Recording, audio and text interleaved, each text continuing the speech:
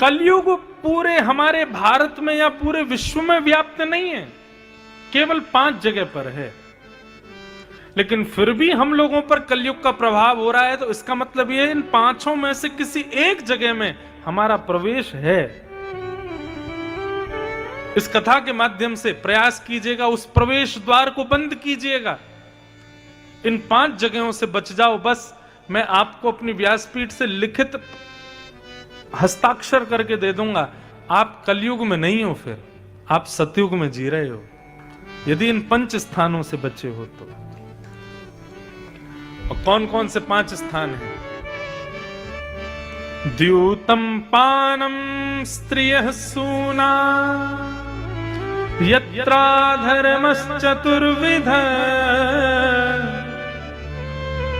द्यूतम पानम स्त्रियः सूना, पहले 4 स्थान दिए, लेकिन कलयुग बोला मेरा परिवार बड़ा है, 1 स्थान और दे दीजिए। तो पुनश्च याचमानाय जात रूप मदात प्रभु। दोबारा याचना करने पर कलयुग को 5वां स्थान दिया गया। तो ये 5 स्थान कौन कौन से हुए? पहला हुआ द्यूतम, द्यूतम यानी कि जुआ। पानम, पानम यानी कि जिह्वा पर असद वस्तु को ग्रहण करना। तीसरा हुआ पर स्त्री पर पुरुष संग। चौथा हुआ सूना यानी कि हिंसा। और 5वां स्थान हुआ बिना मेहनत और अनीति से कमाया गया धन। ये 5 स्थान में कलयुग निवास करता है। अब बहुत ध्यान से सुनिएगा। पहला स्थान क्या है? द्यूतम, द्यूतम यानी कि जुआ। जुआ का मतलब केवल वही नहीं सट्टा लगाना, खेल में करना। जुआ का मतलब सीधी बात, जुआ किसे कहते हैं? लक्ष्मी को दांव पर लगाना। लक्ष्मी को दांव पर लगाना ही जुआ है। पूरे भारत में इलेक्शन हुए, कौन जीतेगा, कौन सी पार्टी जीतेगी, और लग गई दोनों में शर्त लगी 500 की, ये जीतेगी। यही जुआ है। जहां पर आप धन की गरिमा को, लक्ष्मी की गरिमा को बाजी पर लगा देते हो, वही जुआ बन जाता है। इसलिए पहला कलयुग का निवास कहां है? जुआ। कलयुग का दूसरा निवास है पानम। असद वस्तु को जिह्वा पर धारण करना, यह पानम का स्वरूप है। चाहे वो मदिरा हो, चाहे वो मांस भक्षण हो, चाहे वो तंबाकू सेवन हो, चाहे वो सिगरेट का पान हो, बीड़ी का पान हो, ये जो कुछ भी असद हैं, जिनके लिए जो तामसी पदार्थ हैं, उनको जीव पर यदि आप धारण करते हो तो इससे कलयुग प्रवेश होता है। बंधुओं देखो, ये देह क्या है? देह देवालय है। हमारा शरीर एक देवालय है। जैसे मंदिर होता है ना, ऐसे मंदिर तो एक जगह स्थिर होता है। हम सब चलते फिरते मंदिर हैं, और हम सबके हृदय कुंज में ठाकुर जी विराजे हुए हैं। हम कोई भी गलत काम उस मंदिर में जाकर के नहीं करते जिसको इंसान ने बनाया। क्यों? हमारे मन में भाव होता भगवान बैठे हैं, यहां कुछ गलत नहीं करना है। कोई मदिरा पी के मंदिर नहीं जाता, कोई मांस भक्षण करके मंदिर नहीं जाता, कोई मंदिर में जाके सिगरेट नहीं पीता, कोई मंदिर में जाके कोई भी गलत काम नहीं करता। और यदि कोई गलत काम करता हुआ मंदिर में पकड़ा जाता है तो उसको समाज बहिष्कृत कर देता है। क्यों? वो पाप नहीं, महापाप माना जाता है।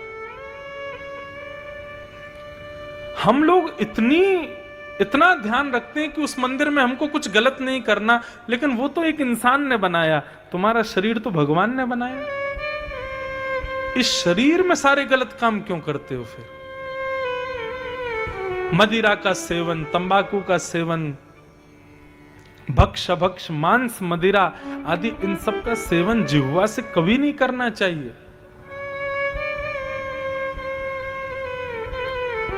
जो लोग निर्दोष जीव को मार करके खा जाते हैं, वही जीव अगले जन्म में मानव बनता है, और जो खा गया वही फिर वो जीव बनता है, फिर वो उसको खाता है, ताकि उसको पता चले पीड़ा क्या होती है। भागवत में प्रसंग आता है, उस प्रसंग में एक राजा थे, वो प्राचीन वरही राजा, वो निर्दोष जीवों को बलि चढ़ाते थे यज्ञ में।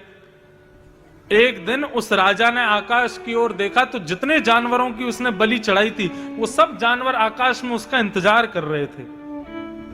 नारद जी से उसने पूछा, ये क्या हो रहा है? बोले, सब तेरा इंतजार कर रहे हैं, तू कब मरेगा? क्यों? बोले, जितनी पीड़ा तूने इनको मार करके दी है, उतनी ही, उससे दुगनी पीड़ा ये तुझको देंगे जब तू मर जाएगा। मृत्यु के बाद में मानव की देखो देह तो यहीं जल गया। एक व्यक्ति ने मुझसे बड़ा अच्छा प्रश्न किया। देखो, प्रश्न ऐसा होना चाहिए कि व्यास जी भी पढ़ने पर मजबूर हो जाएं। एक व्यक्ति ने मुझसे प्रश्न किया, बोले, महाराज जी एक बात बताओ, आप कहते हैं कि कर्म फल नरक या स्वर्ग में जाकर के भोगना पड़ता है। अच्छा करोगे तो स्वर्ग जाओगे, बुरा करोगे तो नरक जाओगे।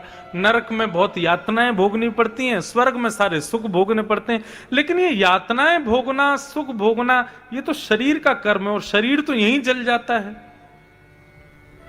और आत्मा के लिए गीता में पूरा अध्याय भगवान कहते हैं, नैनम छिंदंती शस्त्राणि नैनम दहति पावक, उसको आग जलाती नहीं है, उसको शस्त्र काट नहीं सकता, उसको पानी भिगो नहीं सकता।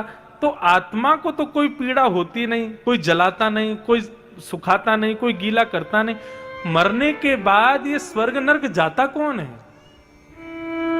क्योंकि यदि आप कहो कि आत्मा जाती है, तो आत्मा को तो कोई कष्ट होता नहीं, कोई भोग भोगती नहीं। और यदि शरीर भोगता है, तो शरीर को तो परिवार वाले यहीं जला देते हैं। तो फिर ये स्वर्ग और नरक में भोग और यातनाएं भोगता कौन है? ये प्रश्न मेरे पास आया कथा में, मैंने कहा मैं कल बताऊंगा। रात में अपने गुरुजी को फोन लगाया, मैंने कहा गुरुजी मुझे इसका उत्तर दो। गुरुजी ने इतना सुंदर उत्तर दिया, गीता के श्लोक से दिया। तो उन्होंने इतना सुंदर भाव बताया, बोले देखो, मृत्यु के बाद शरीर तो यही नष्ट होता है, तो जो आत्मा होती है ना, वो आत्मा को कटघरे में खड़ा किया जाता है, और कटघरे में खड़ा करके उसके संपूर्ण जीवन में उसने क्या क्या किया, उस सार सबकी लिस्ट बनाई जाती है। इसने कितना अच्छा किया, कितना बुरा किया, उन सबके अनुरूप फिर उसको सजा सुनाई जाती है। यदि इसने बुरा किया तो उसको नरक जाना पड़ेगा, तो नरक जाने के लिए उसको एक दूसरा देह दिया जाता है, जिसको कहते हैं यातना देह। एक शरीर दिया जाएगा, यातना देह। ये इतने अच्छे इंजीनियरों ने बनाया है यातना देह। इसकी खासियत क्या है? इसके ऊपर से ट्रक निकाल दो, ये कुचल तो पूरा जाएगा लेकिन मरेगा नहीं। इसको जलती हुई तेल की कढ़ाई में डाल दो, पकौड़ी की तरह फूल जाएगा लेकिन मरेगा नहीं। तलवार से बीच से काट दो, दर्द पूरा देगा लेकिन मरेगा नहीं। ये देह प्राप्त होता है नरक जाने वालों को। मतलब उनके ऊपर सारे इतने कष्ट के भाव रखे जाएंगे जो एक मरने वाले व्यक्ति को दिए जाते हैं, लेकिन बस एक ही चीज होगी, कष्ट पूरा होगा, मरोगे नहीं।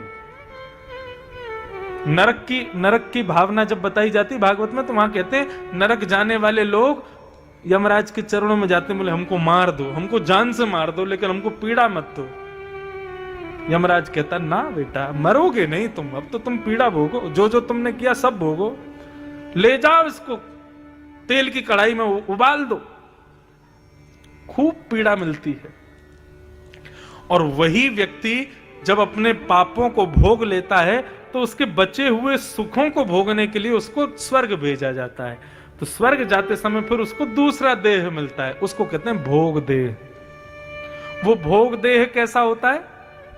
कितना भी खा ले, कितना भी खा ले, जब तक उसका मन नहीं भरेगा तब तक उसका पेट भी नहीं भरेगा।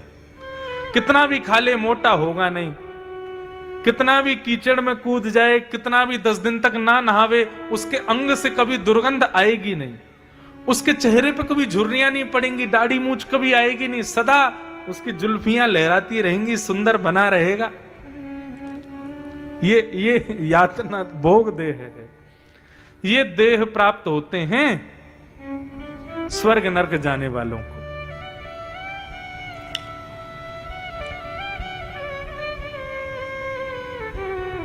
तो मैं किस विषय में बता रहा था? ये पानम। ये देह एक देवालय है। यहां हृदय कुंज में ठाकुर जी बैठे हैं। इस मुख पर किसी भी असद वस्तु को ग्रहण मत करो।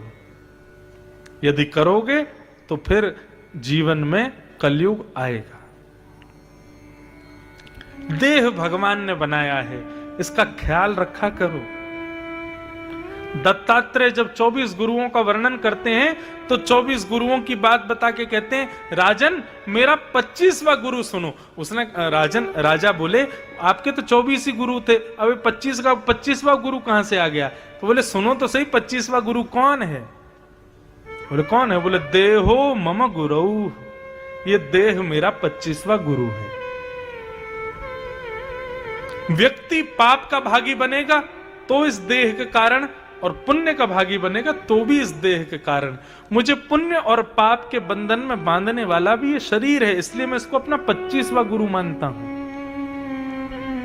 आप लोग ना कल से डायरी पेन लेके बैठा करो कथा में। ऐसे खाली बैठे रहोगे तो इधर उधर मन जाएगा। वैसे तो सब ध्यान से सुन रहे हो, लेकिन फिर भी डायरी पेन लेके बैठोगे तो उससे फायदा ये होगा कि कोई अच्छी बात लगे तुरंत नोट करो।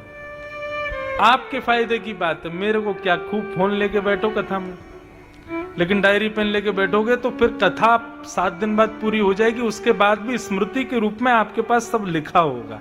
हमको जो जो अच्छा लगा था हमने यहां लिखा है।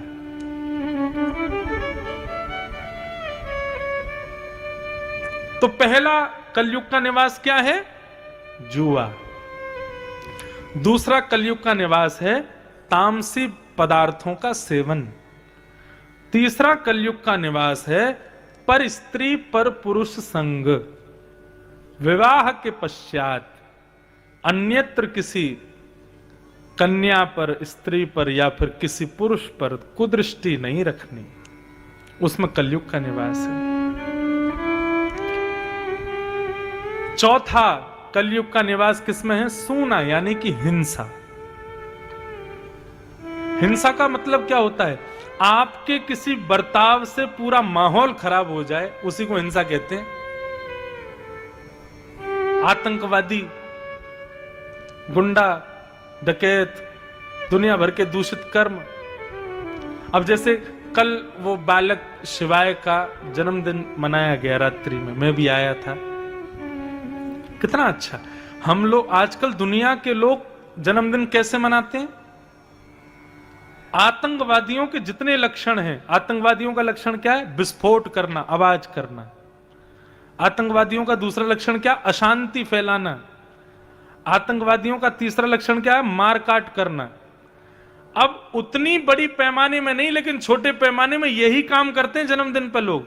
गुब्बारे फोड़ेंगे, विस्फोट करेंगे, अशांति करेंगे, डीजे बजाएंगे, ऐसा गाना चलाएंगे महाराज कि पूरा मोहल्ला कान पे हाथ रख के बैठ जाए।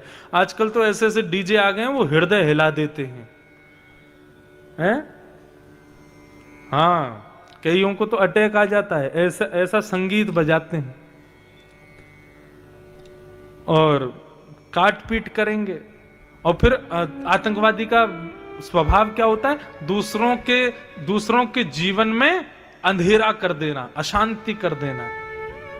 अब चलो वो केक वेक काटना तो एक नॉर्मल बात हो गई है, वो तो जितना, वैसे हमारे शास्त्र में तो आज्ञा नहीं है, लेकिन ये अगरबत्ती बुझाना ये तो गलत है। हम जन्मदिन के दिन बच्चे से कहते हैं बुझा दे, अंधेरा कर ले अपने जीवन में। कहां हम लोग दीपावली पर दीपक जलाने वाले लोग अपने बच्चे से अगरबत्ती, वो क्या बोलते हैं उसको, मोमबत्ती बुझवा देते हैं।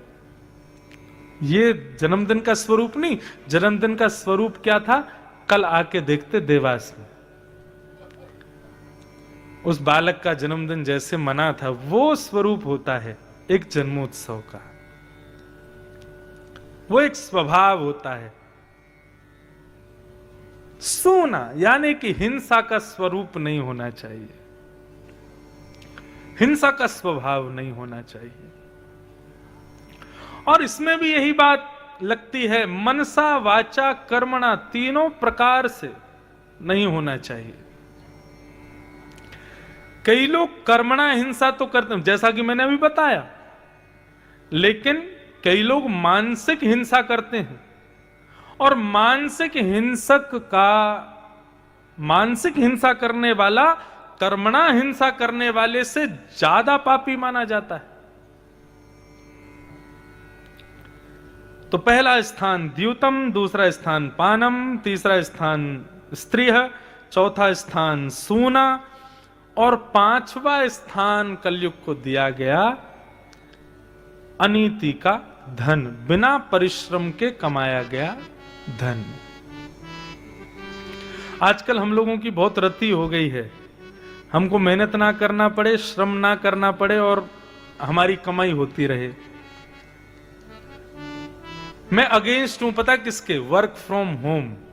इसके लोगों को सुख जरूर मिलता है, हम घर पर हैं, अपने परिवार के साथ हैं।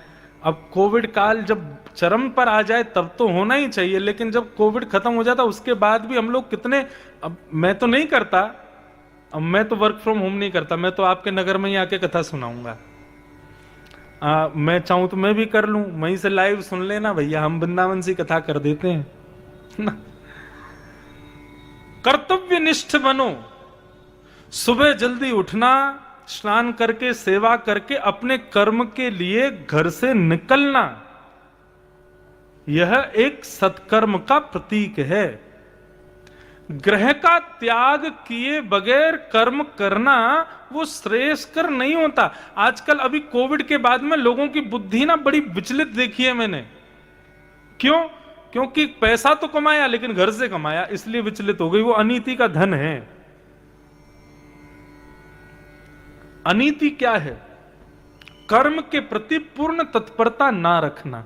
कोई ऐसी व्यवस्था नहीं बन पाई, कोई जरूरत के कारण आप नहीं कर पाए, कोई बहुत इमरजेंसी की वजह से घर से करना पड़े, वो ठीक है, लेकिन बेवजह हमको नहाना ना पड़ जाए, जल्दी हमको जल्दी ऑफिस जाना ना पड़ जाए, कुछ कर्तव्यनिष्ठ ना बनना पड़ जाए, इसके लिए बचने के लिए लोग चोरी करके वर्क फ्रॉम होम करते हैं। वह भी एक अपने कर्म के प्रति निष्ठा ना निभाना, और उससे कमाया गया धन बुद्धि खराब करेगा। जितना हो सके श्रमशील होकर के अपने कर्तव्य का निर्वहन करो, अपना कर्म करो, कर्तव्य करो।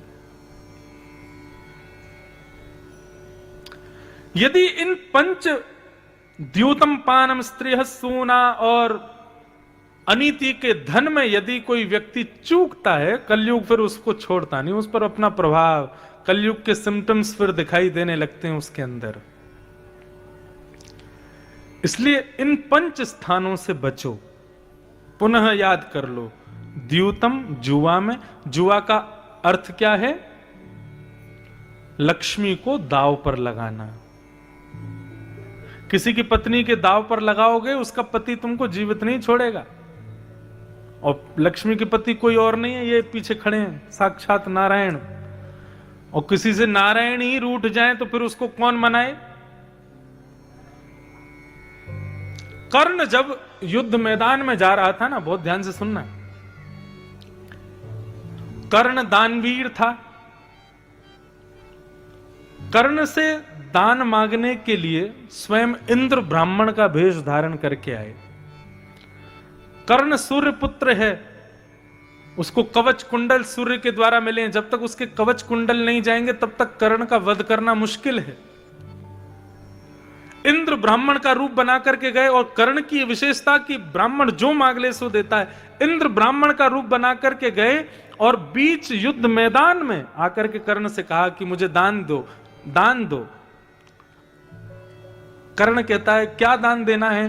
तब कर्ण का जो सारथी था वो कर्ण को समझाता है, बोले महाराज दान देना, महल में जाके युद्ध मैदान में दान की कोई प्रथा नहीं है। खूब रोकते हैं लेकिन कर्ण नहीं मानते। बोले क्या दान चाहिए बताओ?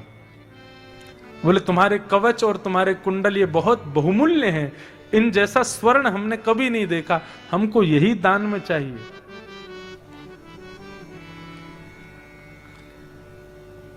कर्ण का सारथी बार बार रोकता है, बोले भगवान आपको ये क्रिया नहीं करनी है। तब कर्ण एक बात कहते हैं महाभारत में, बहुत ध्यान से सुनना। कर्ण धीरे से बोलते हैं, बोले तुमको क्या लगता है, मुझे नहीं पता कि ये ब्राह्मण नहीं है, ये साक्षात इंद्र है। मुझे नहीं पता क्या कि कवच कुंडल देने से मेरी पराजय होगी, मुझे पता है। और तभी अपने सारथी के कंधे पे हाथ रखते हुए कर्ण सामने अर्जुन के रथ की ओर दिखाते हैं और कहते हैं, वो रथ पर कौन बैठा है? बोले अर्जुन। उसके सारथी कौन है? बोले कृष्ण। बोले कृष्ण कौन है पता है तुम्हें? परमात्मा। और सारथी परमात्मा जिससे नाराज हो, वो कितना भी प्रयास कर ले वो बच नहीं सकता। मैं कितना भी जानूं कि किन किन रास्तों पर जाने से मैं बच सकता हूं, लेकिन क्या करूं, क्योंकि मुझसे देव नाराज है, मुझसे नारायण नाराज है, मैं कैसे बचूंगा? मैं कितने भी प्रयास कर लूं तब भी मृत्यु तो मेरी होनी है। तो क्यों ना मैं अपने कर्तव्य यानी कि दान वीरता को निभाते हुए अपने प्राणों का परित्याग करूं। और जानते हुए भी कि ये इंद्र है परंतु ब्राह्मण के भेष में है, तो भेष का सम्मान करने के लिए कर्ण ने अपने कुंडल और कवच उतार के दे दिए। महाभारत में 3 का हैं, ऐसे का दोबारा हुए नहीं। पहले कर्ण, दूसरी कुंती और तीसरे कृष्ण। ये 3 का अद्भुत है महाभारत के। प्रत्येक व्यक्ति ने यदि अपने जीवन में 5 बार अग्नि आती है जीवन में, अग्नि मतलब ऐसी परिस्थिति आएगी कि या तो तुम मर ही जाओगे और सारी हार खोर बैठोगे कि अब कुछ नहीं कर सकता मैं, ऐसी स्थिति 5 बार आएगी ही आएगी जीवन में। इन 5 अग्नियों को यदि किसी ने ताप लिया, ठाकुर जी उसको स्वीकार करते हैं। आप कभी कुंभ के मेले में सिंहस्थ लगा था ना यहाँ उज्जैन में, कुंभ में कभी जाओगे तो आप देखोगे संत महात्मा अपने चारों तरफ वो अग्नि लगा के और फिर बीच में आसन करते हैं, उसको पंचाग्नि तापना कहते हैं। सन्यासी उस अग्नि को कंडे में जला करके तापते हैं, लेकिन गृहस्थी के जीवन में तो परिस्थिति के रूप में पंचाग्नि आती हैं। सबके जीवन में अलग अलग आती हैं, आएंगी जरूर। और ये पंचाग्नि ही हमारी 5 परीक्षाएं हैं। कर्ण के ऊपर एक किताब एक लेखक ने लिखी है, उस किताब में कर्ण ने जो 5 अग्नियों को तापा है उन सबको लिखा गया है। उस बालक ने जन्म लेते ही पहली अग्नि को तापा, क्या कि मां ने उसका परित्याग कर दिया। अद्भुत है कर्ण का प्रसंग।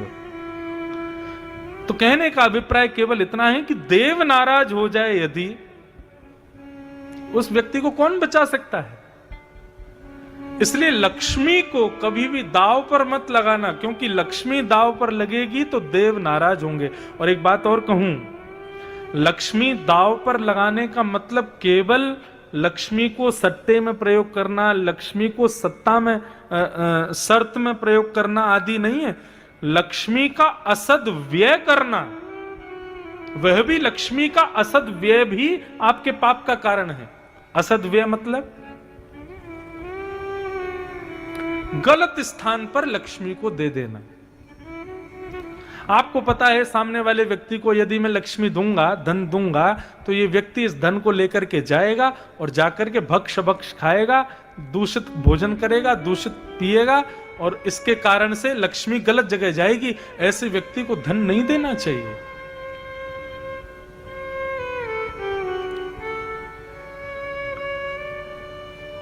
इस प्रकार ये 5 स्थान कलयुग के निवास के कारण बताए और बताया गया कि इन 5 स्थानों से बचो। परंतु राजा परीक्षित स्वयं भटक गए और अपने आश्रम में आकर के, अपने राजभवन में आकर के अपने ही पिता के द्वारा मारे गए, भीम के द्वारा मारे गए जरासंध के मुकुट को उन्होंने सिर पर धारण कर लिया। असद वस्तु में कलयुग का निवास है, असद धन में कलयुग का निवास है। जैसे ही मुकुट धारण किया, कलयुग प्रविष्ट हो गया परीक्षित के मस्तिष्क में। और बंधुओं, कलयुग जब जीवन में आता है ना, तो आपसे वो क्रिया करवाएगा जो आपने कभी सोची भी ना हो, जो आपने कभी विचार भी ना की हो। ऐसी क्रियाएं कलयुग करवाता है। राजा परीक्षित के यहां पर हिंसा करना, मारपीट करना, ये सब मना था, लेकिन आज राजा परीक्षित स्वयं हिंसा करने निकल गए। वन में जाकर के आखेट करने लगे, हिंसा करने लगे। किसी जानवर को मार तो नहीं पाए, लेकिन प्यास से व्याकुल परीक्षित ने एक आश्रम देखा। आश्रम में जाकर के देखा तो एक संत समाधि में बैठे थे। उस समाधि का नाम था त्रातक समाधि। त्रातक समाधि में देह विद्यमान होता है, जीवित होता है, लेकिन सांस नहीं चलती, धड़कन नहीं चलती। व्यक्ति जीवित है, लेकिन वो अपने देह से वहां है। उसकी आत्मा, उसकी मनोवृत्ति वो कहीं और जा चुकी है। हमारे वृंदावन में आज भी ऐसे कई संत मिलेंगे आपको। इसी त्रातक समाधि को हमारी वृंदावन की भाषा में कहते हैं मानसी सेवा। कौन सी सेवा? मानसी सेवा। मानसी सेवा का तात्पर्य है कि देह व्यवस्थित है, देह उपस्थित है, लेकिन चित्त कहां है यह नहीं पता। ऐसे आज भी हमारे वृंदावन में कई संत हैं। एक महाराज जी हैं, वो उनका नियम है, वो मानसी सेवा में जाते हैं। तो मानसी सेवा का भाव ये रहता है, अपने मनस्थ में ठाकुर जी की कुंज प्रकट करके, ठाकुर जी का भाव रख के, ठाकुर जी लीला कर रहे हैं, उस लीला में एक कैरेक्टर तुम भी हो, ऐसा विचार करके उस लीला का अनुभव करना, ये मानसी सेवा होती है। हमारे वृंदावन में कई संत हैं इस प्रकार की सेवा में रहते हैं। आप विश्वास नहीं करेंगे, ऐसी जनवरी दिसंबर की ठंड में भी कई संत मानसी सेवा में उष्ण काल का विचार कर लेते होंगे। मतलब जेठ के महीने में ठाकुर जी लीला कर रहे हैं और उनको पसीना आ जाता है बैठे बैठे। मैंने दर्शन किया है कितने संतों का। तो इसको त्रातक समाधि कहते हैं, मानसी सेवा कहते हैं। त्रातक समाधि में बैठे थे, तभी राजा परीक्षित वहां पहुंच गए और पहुंच करके उन्होंने कहा, महाराज, चक्रवर्ती सम्राट राजा परीक्षित आपके द्वार पर खड़ा है, प्यासा है, जल की याचना करता है। लेकिन वो तो त्रातक समाधि में बैठे थे, उनको सुनाई थोड़ी दे रहा था। राजा की बात को नहीं सुना, अनसुना कर दिया। तो राजा को लगा कि ये पाखंडी महात्मा जल ना पिलाना पड़ जाए, उसके लिए समाधि में समाधि लगा रहा है। कलयुग का दूसरा प्रभाव बंधु, बहुत ध्यान से सुनना। कलयुग का दूसरा प्रभाव यह है कि कलयुग के प्रभाव से तिलक लगाने वाले, शिखा रखने वाले, धोती पहनने वाले, भगवत आश्रित गुणों में रहने वाले लोग पाखंडी दिखाई देते हैं। यह कलयुग का प्रभाव है। कलयुग के प्रभाव से भगवत भक्तों में भी असद गुण का दर्शन होने लगता है, उनमें भी दूषित भाव आने लगता है। संत महात्माओं का उपहास करने की इच्छा हृदय में प्रकट हो जाती है। यह कलयुग का प्रभाव है।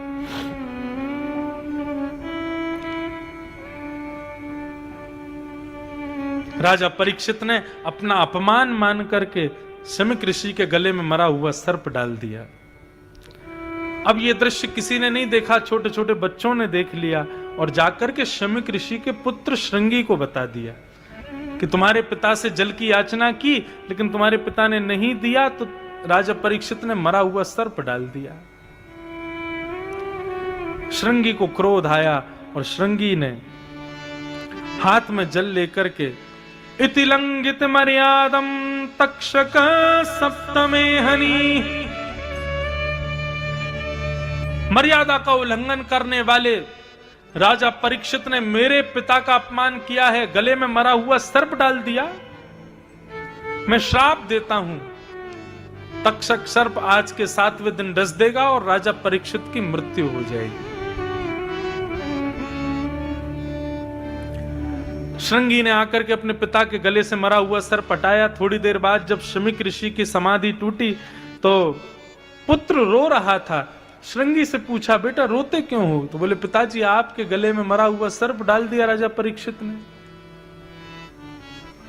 बोले कोई बात नहीं, इसमें रोने की क्या बात है। संत का स्वभाव कैसा होता है, साधु का स्वभाव कैसा होता है, कोई माला पहनावे, कोई दक्षिणा देवे तो ही उस पर कृपा करना, यह साधु का स्वभाव नहीं है। कोई अपयश कर दे, कोई दो चार अपशब्द भी कह दे, उस पर भी कृपा करे, यह साधु का स्वभाव है। साधु को तो जो दोगे दक्षिणा में सब स्वीकार है। माधव दास भगवान के अनन्य भक्त हुए, श्री जगन्नाथ जी के। उनके ऊपर इतनी कृपा थी श्री जगन्नाथ जी की, वो जब श्री जगन्नाथ जी का दर्शन करने जाते थे ना, तो श्री जगन्नाथ भगवान मंदिर में बैठे बैठे, जैसे ही माधव दास जी आते थे मंदिर में, श्री जगन्नाथ जी की प्रतिमा झूमने लगती थी, ऐसे ऐसे डोलते थे श्री जगन्नाथ जी। आज भी जगन्नाथ जी की प्रतिमा हिलती है। कब हिलती है पता है? जब रथ यात्रा निकलती है ना, तो रथ यात्रा के बाद जब रथ गुंडीचा पहुंच जाता है, तो वहां पर एक सालबेग नाम का भक्त है, उस सालबेग की जब स्तुति गाई जाती है, अहे नील शैल प्रबल मत्तावरण, प्रबल मत्तावरण, मोआरत नलनी बनकु कर दहन। उड़िया भाषा में है सालबेग की स्तुति।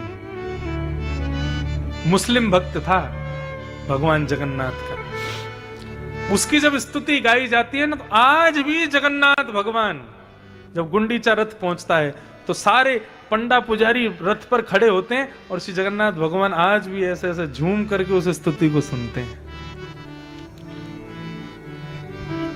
तो जगन्नाथ जी के सामने जब माधव दास जी जाते थे, तो जगन्नाथ जी झूमने लगते थे, और इस दृश्य को देखने के लिए लाखों की भीड़ उमड़ती थी कि माधव दास जी कब मंदिर जाएंगे, तो उनके साथ हम भी जाएंगे और हम देखेंगे जगन्नाथ जी कैसे झूमते हैं।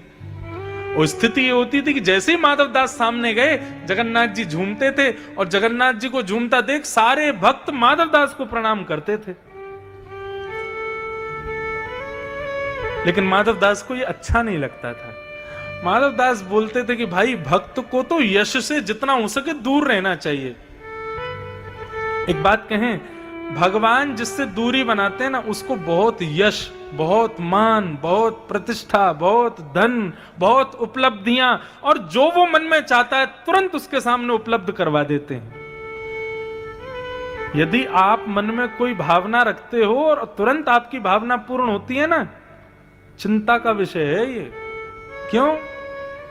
ठाकुर जी जिससे दूरी बना लेते हैं ना, उसके मन की अभिलाषाएं तत्क्षण पूरी करते हैं, और जिससे ठाकुर जी थोड़ा सामिप्य रखते हैं, उसके संग खेलते हैं। इसके मन में भावना आ गई इंदौर में घर बनाना है, तो कोई ना कोई विघ्न डालते ही रहेंगे, तेरा घर बनने में नहीं आवेगा। उस समय दुखी मत होना, उस समय खुश होना, हे ठाकुर जी कब तक ये लीला करोगे। और फिर बस इतना कह देना, अपने लिए घर थोड़ी बना रहे हैं, आपके लिए घर बना रहे हैं, फिर देखना तुरंत बन जाएगा। ये ठाकुर जी की लीला है, ठाकुर जी की क्रीड़ा है, हम ठाकुर जी के खेल हैं, वो हमारे संग खेलते हैं। लेकिन लोग इसको आपत्ति, विपत्ति, शनि की महादशा और ये सब चीजें जान करके दुखी हो जाते हैं। नहीं, ये जीवन में आने वाली विपत्तियां, रुकावटें, आपत्तियां, ये सब ठाकुर जी की क्रीड़ा है, ठाकुर जी का खेल है।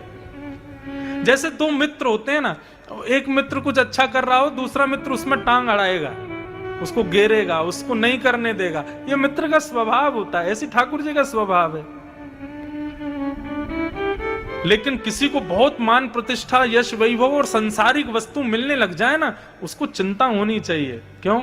ठाकुर जी जिससे दूरी बनाते हैं, उसको संसार का कर देते हैं, उसको संसार के योग्य बना देते हैं। माधव दास जी को पीड़ा होने लगी, ये संसार मेरी इतना यश गा रहा है, मैं जगह जगह से निकलता हूं, पुष्प वर्षण होता है, लोग मालाएं पहनाते हैं, मुझको प्रणाम करते हैं, मुझे इससे बचना है, मुझे ये प्रिय नहीं है। माधव दास जी जगन्नाथ जी को देखते, जगन्नाथ जी व्यंग में तिरछे मुस्कुरा जाते, बोले और माधव खुश हो ना, खूब यश मिल रहा है अब तो तुमको। माधव दास जी बोले मुझे नहीं चाहिए ये यश। एक बार माधवदास जी के पास में कई सारे लोग आए, बोले कि आप भिक्षा ही पाते हो, घर घर जाके भोजन करते हो, हमारे घर आइए, हमारे घर आइए। भिक्षा पाते थे, लेकिन भिक्षा में इतना उनको सम्मान और दक्षिणा मिलती थी कि माधवदास जी को आनंद नहीं आता था। बोले भिक्षा ऐसी नहीं होनी चाहिए, भिक्षा ऐसी नहीं कि तुम्हारे आने पर वो लोग प्रसादी बना करके तुमको तुरंत पवा दें। भिक्षा ऐसी मतलब प्रसादी बन गई हो, उसी में से कुछ दे दिया जाए, वो भिक्षा है। तो माधवदास जी एक दिन जगन्नाथपुरी में खोजने निकले। किसको खोजने निकले? ऐसा घर खोजने निकले जहां उनको सम्मान ना मिले। और सोचो, विचार करो, हम सब यही सोचते रहते हैं हमारा सम्मान कहां होगा, हमको सम्मान कहां मिलेगा। माधवदास जी खोजने निकले कि मेरा जहां अपमान हो ऐसा कोई मैं स्थान ढूंढूं। तभी माधवदास जी एक गली में देखते हैं एक मैया, वो सबसे चिड़ी बैठी है। बच्चों को देखती है तो सुनाने लगती है, बड़ों को देखती है पत्थर फेंक के मारती है, सबसे लड़ रही है, अड़ोसी पड़ोसी सबसे उसकी लड़ाई हो रही है। माधवदास जी बोले बस मिल गया, ये मैया मेरे लिए सबसे बढ़िया है, इसी के यहां जाऊंगा भोजन करने। मैया के यहां पहुंच गए, नाक चढ़ी हुई, आंख चढ़ी हुई, उसकी चिढ़ रही थी बहुत जोर से। और माधवदास जी बोले मैया जय जगन्नाथ, जय जगन्नाथ। क्या है, कहां से आए हो, कौन हो? बोले अरे मैं माधवदास हूं, भिक्षा मांगता हूं, घर घर जाके पाता हूं, आप कुछ भिक्षा पवाओ। मैया बोली इतने मेरे अभी अभी इतना कलेश चल रहा है घर में, और ऊपर से तुम और आ गए हो भिक्षा मांगने के लिए, बैठो खवाऊंगी, अब आए हो तो खाली पेट तो जाने नहीं दूंगी। माधवदास जी को इतना सुख मिल रहा था, बोले बस ये बढ़िया। ऐसा क्यों पता है? जब हमें बहुत सम्मान मिलता है ना, तो उस सम्मान के कारण हमारा पुण्य खत्म होता है। और जब हमसे कोई सीधे मुंह बात नहीं करता, हमको गाली देता है या उल्टा सीधा हमसे बोलता है, उससे हमारा पाप खत्म होता है। इसलिए ज्यादा सम्मान के और सुंदर शब्द सुनने में रुचि नहीं होनी चाहिए। कोई दो शब्द यदि अपमान के गए तो उसमें प्रसन्न होना चाहिए। बोले क्यों? मेरे पाप धो रहा है। तो माधवदास जी बड़े प्रसन्न हो रहे थे, बोले ये मैया बढ़िया मिल गई है, ऐसी चिड़ोकली मैया मिली, ऐसा चिड़ोकला यजमान मिल गया, मेरे सारे पाप खत्म हो जाएंगे। माधवदास जी ने प्रेम से प्रसादी पाई और प्रसादी पाके वहां से चले गए। अब दूसरे दिन माधवदास जी फिर उसी के यहां पहुंच गए। मैया बोली आज क्या है? बोले भिक्षा पाने आए। बोले कल पवाई तो थी। बोले एक दिन में पेट भरता है क्या, रोज रोज भोजन चाहिए, लाओ पवाओ। मैया ने फिर पवा दिया। तीसरे दिन माधवदास जी फिर पहुंच गए। अब तो वो इतनी चिढ़ गई, उसने कहा संत है, भक्त है, अब इससे क्या कहूंगी मैं। तो उसने क्या किया, सब्जियों का रूप बिगाड़ दिया, किसी में नमक ज्यादा डाल दिया, किसी में मिर्च ज्यादा डाल दी, किसी में नींबू निचोड़ दिया। बोले कि इनको स्वाद कम आएगा, कल से अपने आप आना बंद कर देंगे। माधवदास जी जैसे पाने बैठे, मैया ने पूछा बाबा भोजन कैसा है? बोले मैया आज तो और दिन से भी ज्यादा स्वादिष्ट है। माधवदास जी समझ गए थे ये जबरदस्ती नमक डाल के लाई है ताकि कल से मैं इसके यहां नहीं आऊं, लेकिन मैं भी हटीला हूं, मैं यहीं आऊंगा। 5वें 6वें दिन जैसे ही माधवदास जी पहुंचे, मैया एक तो इतना सबसे लड़ती थी, चिड़ी रहती थी, ऊपर से माधवदास जी का चेहरा देखती उसको और चिड़ होती थी। ये फिर से आ गया भोजन करने। तो जैसे ही 5वें 6वें दिन वो पहुंचे, मैया को इतनी जोर से गुस्सा आया। माधवदास जी आके बोले मैया भिक्षाम देही। तो मैया ने वो पोंछा लगा रही थी, गोबर का चौका लगा रही थी, उसी पोंछा को फेंक के मारा। माधवदास जी बोले लो भिक्षा, रखो भिक्षा। अब भिक्षा में तो जो मिले सब स्वीकार करना पड़ता है, लेकिन माधवदास जी का नियम था जब भिक्षा पाते थे तो भिक्षा को पहले जगन्नाथ जी को निवेदित करते थे, नेत्र बंद करके, हे जगन्नाथ स्वीकार करो। जब जगन्नाथ जी भोग लगाते तब वो पाते थे। अब पोंछा मिला है भिक्षा में, ये जगन्नाथ जी को कैसे दूं मैं? माधवदास जी बड़ी सोच में पड़ गए। बोले आज तो पोंछा मिला है भिक्षा में। माधवदास जी ने अपनी बुद्धि लगाई और जाकर के पोंछा को बढ़िया समुद्र के जल से धोया, धोकर के धूप में उसको सिखाया और सुखा करके पूरे पोंछे के रोयों को अलग अलग करके एक सुंदर दिया बनाया, उसमें घी डाल के अग्नि प्रज्वलित करके श्री जगन्नाथ जी की आरती उतारते हुए जगन्नाथ जी को निवेदित कर दिया। भक्त का स्वभाव क्या है? केवल यश को ही स्वीकार करे, अपयश कोई कर दे तो उसके प्रति जो है गुस्सा आ जाए, ये भक्त का स्वरूप नहीं। भक्त सब स्वीकार करता है। साधु का स्वभाव सबकी स्वीकृति में है। शमीक ऋषि अपने पुत्र को समझा रहे हैं, मेरे गले में मरा हुआ सर्प डाल दिया तो इसमें क्या बिगड़ गया बेटा? नहीं पिताजी, मुझे अच्छा नहीं लगा, इसलिए मैंने राजा परीक्षित को 7 दिन में मरने का श्राप दे दिया। शमीक ऋषि बड़े क्रोधित हुए, बोले बेटा ये तूने उचित नहीं किया। रोगी को औषधि देने की बजाय रोगी को ही खत्म कर दिया। उसको औषधि देनी चाहिए थी, गलती सुधारने का मौका देना चाहिए था, तुमने मृत्युदंड दे दिया। ये उचित नहीं किया। अपने गौरमुख शिष्य को भेज दिया, जाओ जाकर के राजा परीक्षित को बता दो 7 दिन शेष हैं। गौरमुख ने जाकर के राजा परीक्षित को बताया, आपके जीवन के 7 दिन बचे हैं। राजा परीक्षित गंगा के तट पर आए, तब वहां पर परीक्षित जी पधारे, राजा परीक्षित के यहाँ सुखदेव जी पधारे और श्री सुखदेव जी ने राजा परीक्षित को 7 दिन पर्यंत भागवत की कथा श्रवण कराई। इस प्रकार परीक्षित सुखदेव संवाद यहां से प्रारंभ होगा, जिस विषय को हम लोग कल सुनेंगे 1 बजे से। आप लोग सब समय का ध्यान रख के आना। 1 से 5 कथा का समय है, उसी समय अनुकूलता को देखते हुए हम लोग कथा का क्रम रखेंगे।